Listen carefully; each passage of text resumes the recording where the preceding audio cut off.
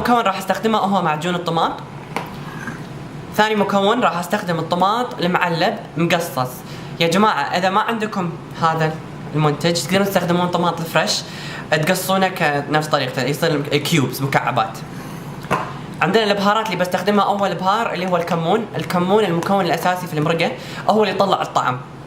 عندنا الملح والفلفل، اوكي انا عكست الملح والفلفل بس ما يخالف. عندنا البهارات المشكله، هي نفسها البهارات الكويتيه، انا استخدمها حق المرقه مالتي. بس انا للامانه تقدرون تسوونها، يعني تقدرون تسوونها من البهارات اللي عندكم بامريكا، ولا سواء ايا كانت اذا عندكم، هي البهارات المشكله. وعندنا اخر بهار اللي هو ماجي دي اي. انا استخدم ماجي دي اي بس مع طماط، ما استخدم الماجي العادي اللي مع الطماط، يعطي نكهه حلوه حق المرقه. واخر شيء من المكونات الاساسيه اللي هو الصاج، خبز الصاج، راح احوله على رقاق، اخليه يابس يصير رقاق. وما ننسى طبعا الخضره اللي هو البصل والثوم، هذيل من المكونات الاساسيه. عندنا السمك، راح اسوي لكم اليوم بهالحلقه راح اعلمكم شلون نسوي التشريب، وراح اعلمكم شلون نحط مرقه السمك. طبعا اول مكون حطيته هو البصل. عفوا البصل لازم تخلونه وتحمسونه على راحته، خليه اول ما يبدي يتغير لونه يشوقر، تالي تضيفون البصل الثوم عفوا، لان اذا حطيت الثوم الحين راح يحترق، انا ما ابي يحترق، ابي على راحته يطبخ ويطلع طعمه اكثر. فتبونه شويه يصير كرملايزد البصل، بس حماس عشان ما يحترق. وتاكدوا انه حاطين الدهن بكفاءه، مو وايد ولا شويه عشان يثبت طعمه. وما تحطون زيت زيتون لان هذا مرق، تحطون دهن العادي، دهن مازولا، دهن القلي يعني.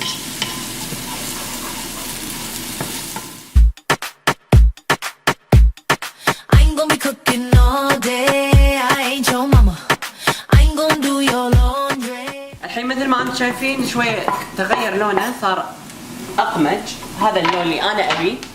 تالي احط الثوم واحمص، هني يبدي يطلع طعمه،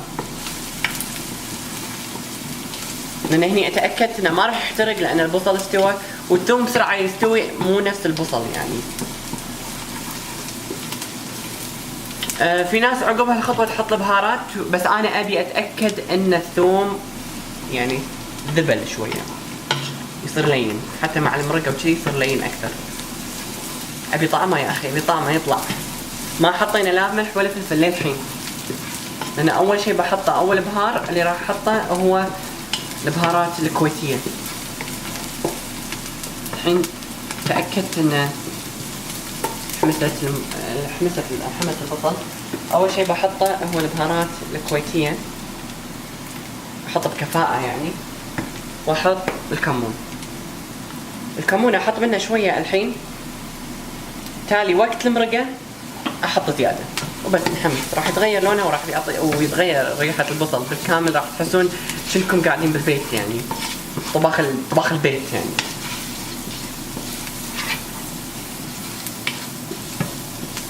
في ناس ترى يا جماعه تسوي هذا حشو، هذا اللي انا قاعد اسويه كطريقه حشو للعيش، للتشريب، اللي يبون شنو هم يبون يحطون عليه يقدرون. كل بيت يختلف عن الثاني، لانه نحطه على طريقه مرقه.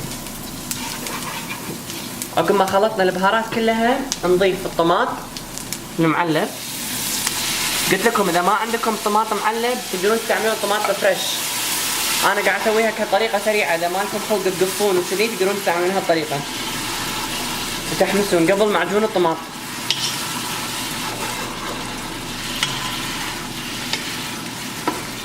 اذا بتقولون انه لا شويه ثقيل وكذي، ترى راح يتغير، لانه راح يصير كمرق لما تحطون الماي بعدين ويثقل زي ما تبونه يثقل. اعيد واكرر، هذه المرقه تقدرون تحطون اللحم الدياي والسمك فيها. اذا انتم تبون تحطون فيها السمك عقب ما نحط معجون الطماط تقدرون تحطون السمك. اذا تبون اللحم تقدرون تحطون عقب معجون الطماط اللحم. تقدرون تحطون الدياي هم من نفس الشيء. ولكن انا بعلمكم شلون بسوي اليوم مرق سمك، او بالاحرى صينيه سمك بالفرن، ونفس الوقت بستخدمها كتشريب يعني، لا نفس الطعم يعني، المرقه واحده.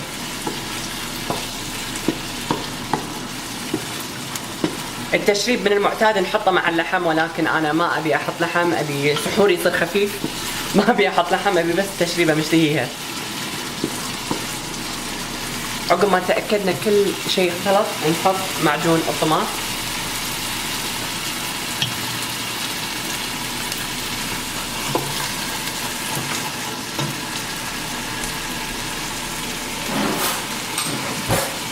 القفشه ما تكفي. انا احطه بالكامل لان اسوي مرقه وايد، ما احط شويه من المرق. للامانه انا المرق اقدر استخدمها اكثر من يوم، يعني حرام اقطها. تخلطون كل المكونات هذه كلها، البصل والثوم، معجون الطماط والطماط كلها. صارت وايد ثقيله لان المعجون الطماط موجود، شيء طبيعي عادي. الحين احط الملح والفلفل. ها شويه ملح وشويه فلفل. انزين انا بعلمكم طريقه، اذا انتم عندكم وايد حطيتوا يعني وايد ملح، شنو ممكن احط عشان يخفف من الملوحه؟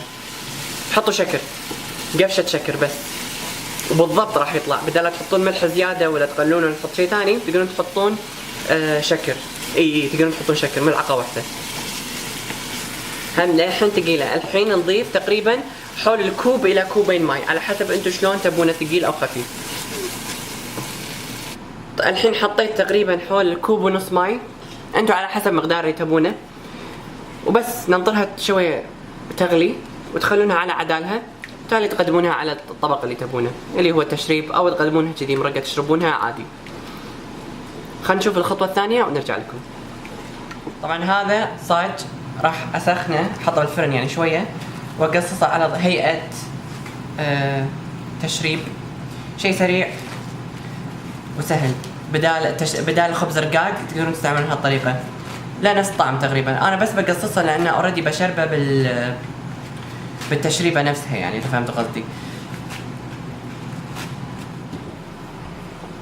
طبعا احنا خلصنا المرق اللي بنستعملها حق التشريب، وراح نستعملها حق السمك. راح احط سمك تلابيا عادي، اللي هو السمك الفيليه الطبيعي، لان انا بامريكا وما اقدر القى الفريش، فالفريش صعب احطه وكذي. فانا المرق اللي بحطه بستخدمه كذا مكان، فمثل ما انتم شايفينه بستخدمه بهالطريقه. ولكن المرق الدياي ومرق اللحم يختلف بهالنقطه. مرق اللحم والدياي اطبخه مع المرقه، ركزوا مع المرقه، هذا غير، هذا راح ادخله الفرن. زين راح اخلي السمك يستوي بالفرن، ولكن مرق اللحم ومرق الدياي احط اللحم والدياي هو. فشوفوا مثل ما انتم شايفين الحين راح اصبها على التشريب. في ناس يحبونها شويه يحبونها خاطره، وفي ناس يحبونها مايو، اذا فهمتي قصدي، فعلى حسب. انا والله احبها نص ونص، واحب الطماط واحب السمك واحب هذا كله، واحب التشريب واحب رمضان واحب الاكل اللي برمضان واحب كل شيء والله العظيم. هذا اصلا بفتحها فيها للامانه. بس تاكدوا انها تشرب، لان كل ما شربت كل ما صار التشريب.